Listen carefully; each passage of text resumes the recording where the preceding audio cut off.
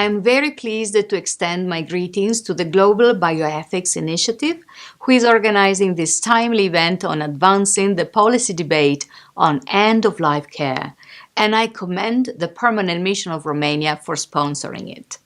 Today, most people throughout the world can expect to live into their 60s and in most countries well beyond. Some will reach a point in older age where they are no longer able to perform basic tasks or may face a life-threatening illness and will be in need of palliative care. Others will not. In any case, we want to focus on the concept of palliative care that has been evolving throughout the years.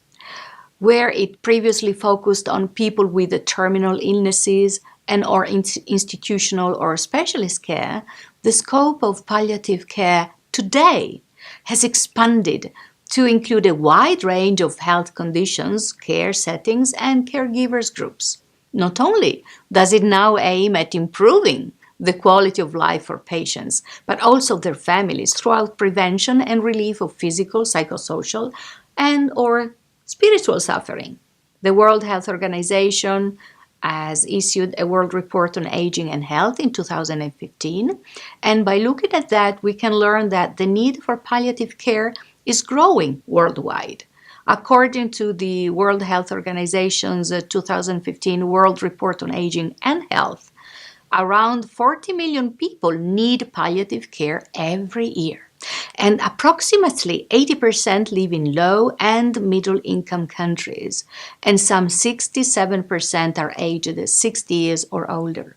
So you see, these numbers are expected to increase, given that the number of older persons is projected to globally outnumber youth, reaching 1.4 billion by the year 2030. It is therefore deeply concerning that 80% of the world's population lack access to medications used in palliative care, and 42% of countries have no palliative care services whatsoever. Earlier this year, the Commission for Social Development organized a high-level panel on the outcome of the third review and appraisal of the Madrid International Plan of Action.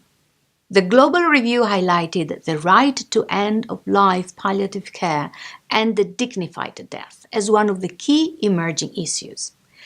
Against this background, there is a need for policy responses in face of the unmet growing need for palliative care.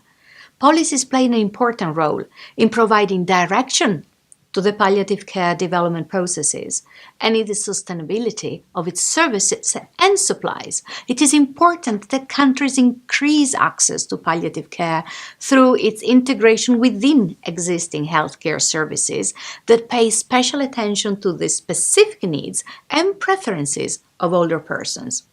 There is a need to address the critical shortage of trained palliative care professionals and to invest in palliative care research. While countries are at different stages of policy development to support palliative care, many are recognizing that this is a time for a global debate. This summer, the division I lead, the Division for Social Policy and Development in DESA, will support the 9th session of the General Assembly's Open-Ended Working Group on Aging for strengthening the protection of the human rights of older persons and the policies for human rights to be implemented. For the first time at the United Nations governments, national human rights institutions, and non-governmental organizations will engage in an interactive debate on what's needed for older persons to have a long-term and palliative care in a dignified manner. As the international community focuses on inclusive and people-centered approach on health issues in line with the Sustainable Development Goals 3, particularly the one on health and well-being, well, this should be given particular attention in order to make sure that the effective and equitable palliative care services are a component of integrated treatment throughout the life course to ensure dignity at end of life. Therefore, again, I congratulate for this initiative, for the support from the Romanian Permanent Mission, and I wish you a very productive discussion. Thank you.